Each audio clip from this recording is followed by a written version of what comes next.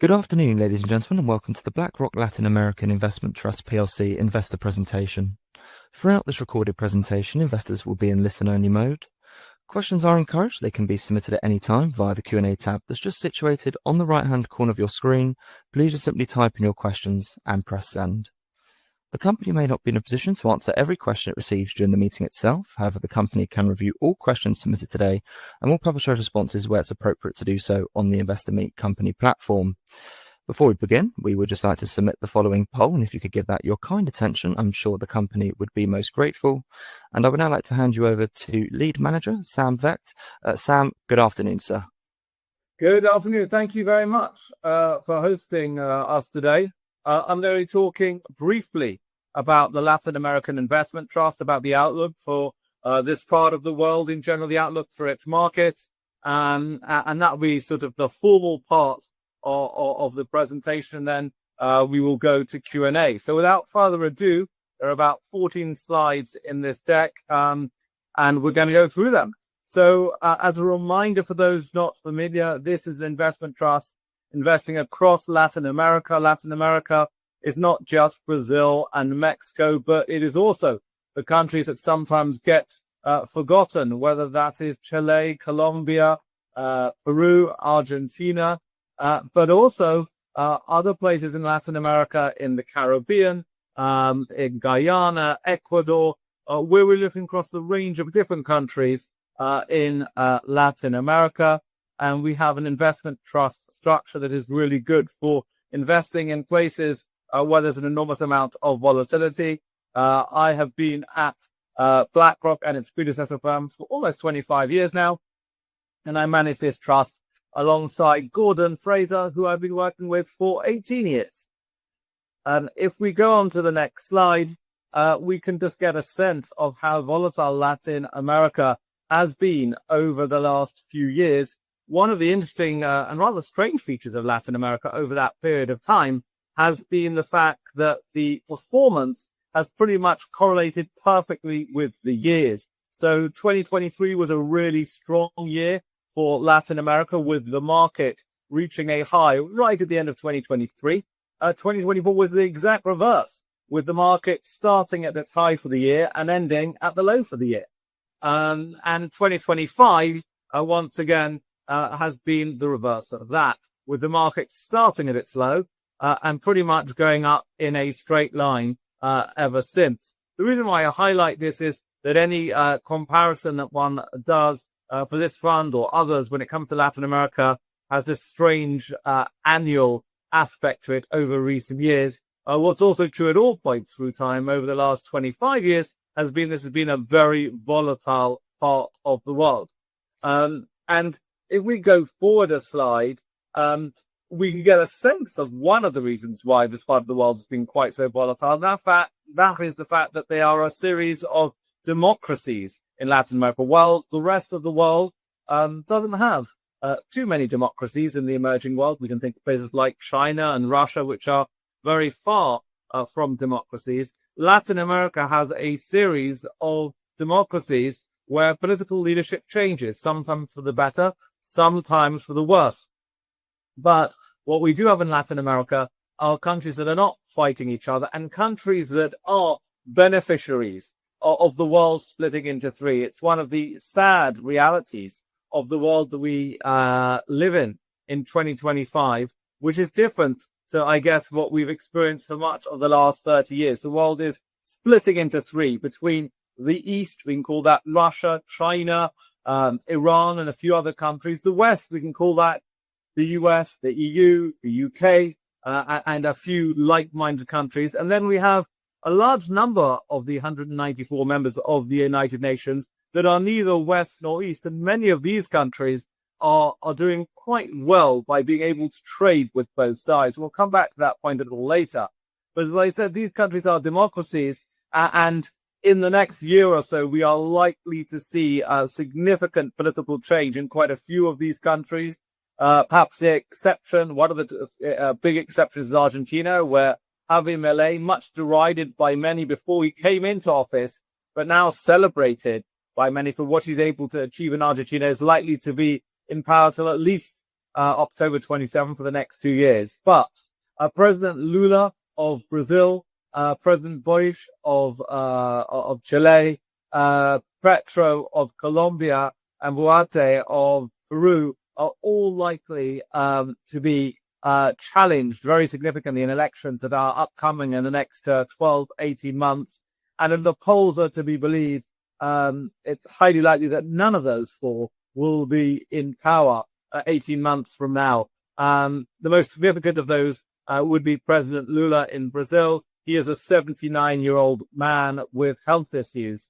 I would argue that the last 12 months have shown that 79-year-old men with health issues don't always do well in electoral cycles. The one other person who's likely to remain in power is Claudia Sheinbaum. She was elected last year for the 6-year single term that Mexico has, and she's actually quite popular in the country, so she's likely to change.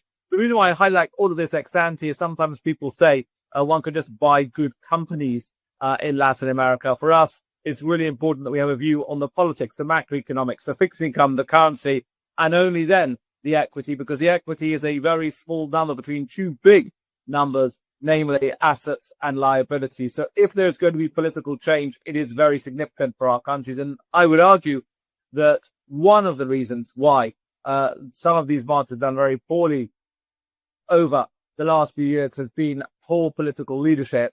And I think some of that poor political leadership is very likely to change during the next 12, 18 months, which should provide a good backdrop for the equity markets in these countries. If we go into detail on the next slide in a couple of these countries, starting off with Brazil, which is the biggest economy and biggest market in Latin America. As I indicated earlier, 2024 was a very bad year for the market, despite the fact that inflation wasn't particularly high and growth exceeded expectations. The stock market had a terrible year, and many stocks, despite reporting very good results, saw their shares plummet to the lowest levels for 10 or even 20 years. And so one of the things that we think will happen in Brazil over the next 12, 18 months is that interest rates, which have been amongst the highest real interest rates in the world, are likely to be falling, which is going to be helpful for liquidity in the market. And those really low valuations that we can see on the bottom left of this screen. We can look at the Brazilian market in red, or the Brazilian market removing the two biggest commodity companies, namely Petrobras and Vale. Either way, as one can see, the market is amongst the cheapest it's ever been. So a lot of people have almost given up on Latin America. We would argue that's not a particularly wise thing to do. We would argue that buying Latin America at these discounted valuations is a good idea, especially as one can see on the bottom right of this slide, that many of the stocks in the region, especially the consumer names, have actually been surprising on the upside. And that's supported share prices. So in a nutshell, when we think about Brazil over the next 12, 18 months, it's going to be a country where we are likely to see political change. It's a country where inflation is coming down and interest rates are going to come down in all likelihood. It's a country where many companies are actually doing fairly well. It's a country where valuations are really cheap. Put that all together, and wearing my emerging market hat, it's one of the countries we are most positive across all emerging markets, let alone Latin America. So a strong light for what we see in Brazil. Not that everything's perfect there, but I think the combination of reasons that I highlighted a minute ago are really quite compelling. And so we like within Brazil, we like domestic Brazil, we like consumer names, we like financial names. Nothing really wrong with the exporters, but we think it's the domestic story that is the most exciting for the next 12 to 18 months. If we go on a slide, talk a little bit about Mexico. Mexico, less volatile than Brazil. I was there just a couple of weeks ago, and you can probably see a picture of me outside the economics or finance ministry. The focus of many people in recent weeks and months has been what's going on with the US, negotiations with the Trump government. We think on a sustained basis, Mexico is likely to enjoy better relations with the United States than, let's say, China. To that end, the Mexicans, who will always be able to produce goods cheaper than the Americans, will continue to trade extensively with the United States. We don't think there's going to be massive new tariff barriers put up between those two countries in North America. And we can't help but note that once again here, the next 12-month multiple of the market is very low compared to its own historic standards, and the fiscal situation is actually fairly good. I think people in the United States would love to have a fiscal balance of roughly zero, a primary fiscal balance of roughly zero, and that's what we are seeing in Mexico. So the summary of Mexico is great manufacturing base. Trade relations with the US may get slightly worse, but clearly going to be better than what we see with China, and the market is once again extremely cheap. If we go on to the next slide, just about some of the Andean countries, nothing really wrong with most of them, with the exception of Colombia. Come back to Colombia in a second. It's just on a relative basis, Brazil and Mexico look so much better than Chile. There will be a governmental change from left to right or centre right during the course of this year. Markets already sort of perhaps looking forward to that. The market isn't particularly cheap, so nothing wrong, just less exciting. Peru, a small universe of stocks. Again, political change there, but nothing terribly good or terribly bad there. Colombia is a place where we have zero exposure. We've seen the horrific assassination attempt on a leading political figure in recent days. We've seen an upsurge in violence. The government of Petro, as welcomed as he was by various people in the media a few years ago, has not done a good job of leading that country. The fiscal situation has got worse. They are abandoning potentially their fiscal rule. And that is coupled with real problems about output, given the fact they've tried to move away from oil and coal, which are two important commodities that the country has historically produced. Add to that, not just the political violence, which we've sadly seen recently, but an upsurge in violence between various gangs in the border area near Venezuela and various other parts of the country which have become more lawless than they've been for 30 years. And the outlook for Colombia, sadly, is not very good at all. In terms of performance, I did highlight earlier the fact that 2025 has seen a big positive move for the market. We've actually added quite a lot of alpha during that period of time, and that's actually been helpful for the long-term track record. That said, if one looks over a much longer period of time, these markets have massively underperformed the United States for the last 17, 18 years. In fact, the people who work in finance who are younger than 40 have never seen Latin America outperform the United States for a sustained period. We would argue we are due to see a sustained period of outperformance from Latin America after 17, 18 years in a bear market. And the reasons for this are fairly straightforward, and that's in part for the political changes I outlined at the beginning about how the world is splitting into three, partially because we're going to see better politicians running these countries, I would suggest, in the next 12, 18 months. And also because, unlike the United States, we don't have very large imbalances, be they fiscal, be they on the current account side. So we're looking at a collection of countries which I said right at the beginning are democracies, have growth, and don't have the same political challenges or economic challenges that the United States has, and of course, at a much lower valuation. In terms of how we are exposed in the portfolio, it's a very diversified collection of sectors. Sometimes one thinks, there's just sort of one or two sectors represented. I think this slide and its series of colors indicate that the portfolio is really diversified across a range of sectors, and that's very welcome for us. In terms of sort of how this has moved historically, I think this just gives investors a longer term taste as to how the fund has been managed. A lot of different colors here over a lot of different periods. It just shows you how the sectoral breakdown of the funds has moved over the last 10, 11 years. And as one can see, it really has been a diverse exposure to the wonderful opportunities in Latin America over that period. In terms of the biggest stocks in the portfolio, really across a range of sectors, as you would expect. Some of these names will be familiar to people, but others like Redditor in the healthcare sector, or perhaps XP to some as a leading financial company out of Brazil may be less familiar.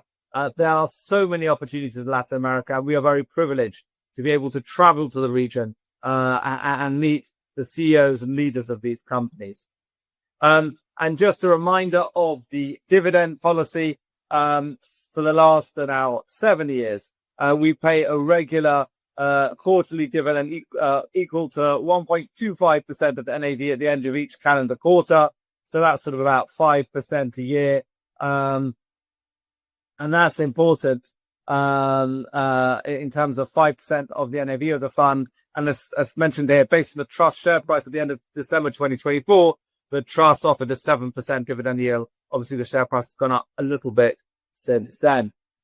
These are the risk warnings that people should absolutely bear in mind. But with that, I think I'm going to conclude the formal part of the presentation, but with a reminder that this is a part of the world with growth, valuation support, political change ahead, which I think will be broadly positive, global political developments being helpful. And I think it's time after 80 years that people look at Latin America afresh. Thank you.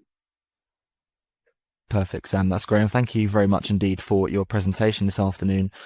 Ladies and gentlemen, please do continue to submit your questions just by using the Q&A tab that's situated on the right-hand corner of your screen. But just while the company take a few moments to review those questions that have been submitted already, I'd just like to remind you that a recording of this presentation, along with a copy of the slides and the published Q&A, can all be accessed via your investor dashboard. Sam, as you can see there, we have received a number of questions, so perhaps if we dive straight into it. The first question that we have here reads as follows. Latin America appears to be somewhat insulated from recent geopolitical tensions. Do you think this trend is likely to continue? And if so, what factors might support this? Yeah, I think Latin America is probably more insulated than other parts of the world. One, it has fairly few enemies. So if we think about China, obviously there's real tension between China and the US, but also between China and the EU. If we think about the United States, they're probably not getting on too well with China, not getting on too well with other parts of the world today. Either Latin America, generally, we think about the Brazilians and the Mexicans and others, they are welcomed in capitals and in trading locations around the world. Because they are democracies, because they're not viewed as a threat, and geographically they're perhaps away from some of the global hotspots. I think the geography of Latin America being sort of at the bottom left of maps, as we often view them, isn't going to change. And I think whether we have left or right-wing governments in power in Latin America, I think the fact that Latin America is insulated to some extent from all the geopolitical tensions that we see globally is pretty supportive for the investment case for Latin America itself. Thanks, Sam. Just turning to the next question that we have here. How do you navigate the political risk in these countries, especially considering the many elections coming up over the next 5 years? Political risk, as I indicated earlier, is absolutely central to the way we think about investing in these countries.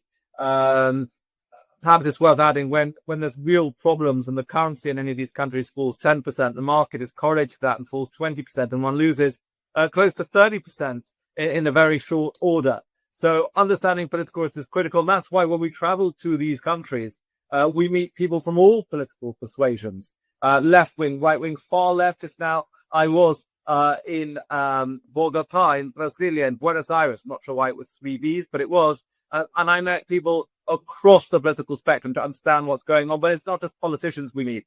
We meet trade unionists, student union leaders. We meet a whole collection of people, be it the people with the placards, or be it the people against those with placards, to give us a sense of what's going on in these countries. And having built up these relations with journalists, statesmen, and members of civil society over a long period of time. They really give us a very interesting, not always easy to swallow, but an interesting insight to what's going on in these countries. So politics has been an issue for the last 25 years in Latin America. It will continue to be an issue of the next 25 years and beyond in Latin America, because these are democracies. And democracies, people can vote for change. And change is not always something that people in the market enjoy. So it's critical to follow development, to understand, to meet with the politicians long before they become the prime ministers and the presidents, because that way we can actually understand the extent to which their policies are sensible or not, and the extent to which they can be able to implement those policies or not. And that's one of the things that we spend a lot of time doing. Politics, absolutely critical. When we think about our portfolio, even though about 60-70% of the risk of the portfolio is built bottom up from the stocks themselves, there's a significant 20-30%, which is a function of our top-down views. And perhaps because of our concerns of Colombia, for example, we've got no exposure there. One of the things we're excited about will be some of the other countries in Latin America where we see political change moving in a market supportive direction. Thanks, Sam. And just sticking with that, we've got a question here which asks, how do you gain a holistic view of the companies you invest in? Do you travel to meet these companies on the ground? Yeah, absolutely critical that we do. All members of our team travel and have been to Latin America many times. So I've been to pretty much every country with a market or every country that we have exposure to in Latin America. As I said, it's not just the 6 countries that are in the index, but it's also Uruguay and Ecuador and Guyana and Costa Rica. And Panama and all sorts of places that we have investments or have had investments that other people are not looking at. And when we travel to these countries, it's important we don't just meet the companies, we meet the customers, the suppliers, the competitors, to understand the entire value chain of the companies that we invest in. Typically, companies' managements are not are unlikely to tell you when there's a problem. That's why it's critical we meet a whole range of people and get, as you mentioned, a holistic view of what's going on in that company and across the sector it operates in. Perfect, thank you. How has the recent dollar weakness impacted the countries in Latin America, and do you see continued dollar weakness going forward? So the recent dollar weakness after years of ongoing dollar strength really shouldn't come as a surprise to us, given the challenges that we see in the United States. It's been somewhat positive for the Latin American markets, but that shouldn't be the reason why one's buying Latin America. I have no particularly strong view on the direction of the dollar.